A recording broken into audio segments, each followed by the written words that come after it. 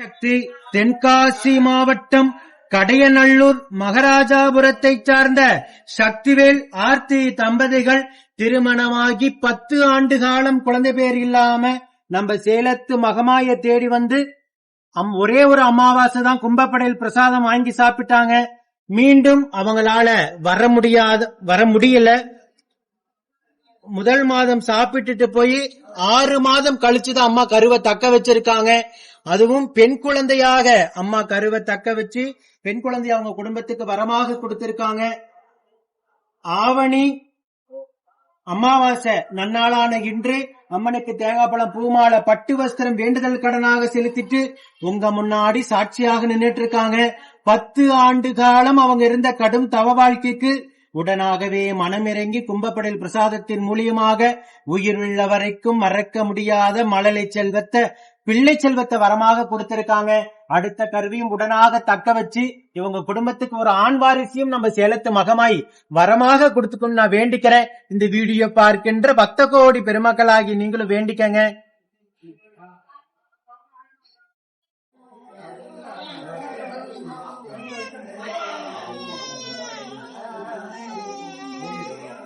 பத்து ஆண்டு காலம் ஒவ்வொரு மாதம் எவ்வளவு எதிர்பார்ப்போட இருந்திருப்பாங்க, எவ்வளவு வழி வேதனையோட இருந்திருப்பாங்க. முதல் மாதம் தான் யூடியூப்பை பார்த்துட்டு வந்து பிரசாதம் சாப்பிட்டாங்க. அதிலிருந்து 6வது மாதம் தான் அம்மா மனமிறங்கி வரமே கொடுத்திருக்கிறாங்க. இருந்தாலும் யாராலையும் கொடுக்க முடியாத ஒரு வரத்தை, உயிருள்ள வரைக்கும் மறக்க முடியாத ஒரு வரத்தை நம்ம சேலத்து மகமா அள்ளி கொடுத்திருக்காங்க. இந்த தம்பதிகளை போல நித்தம் சாட்சியாக நிற்கின்ற பக்த கோடி பெருமக்களை தம்பதிகளை நீங்க கண்கூடாக பார்த்துக்கிட்டு தான் இருக்கீங்க.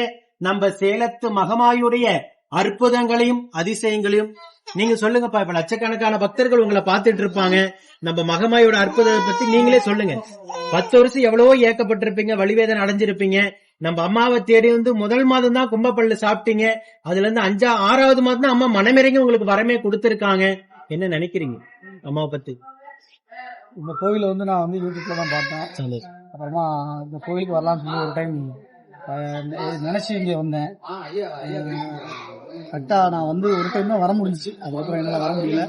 அது மாதிரி கடவுள் வந்து எனக்கு ஒரு வாரிசு வந்து கொடுத்தாங்க. 10 வருஷமா நான் எவ்வளோ கஷ்டப்பட்டுனா இல்லையோ, என்னோட ஒய்ஃப் ரொம்ப வருத்தப்பட்டு போகாத கோயில் எதுவுமே கிடையாது.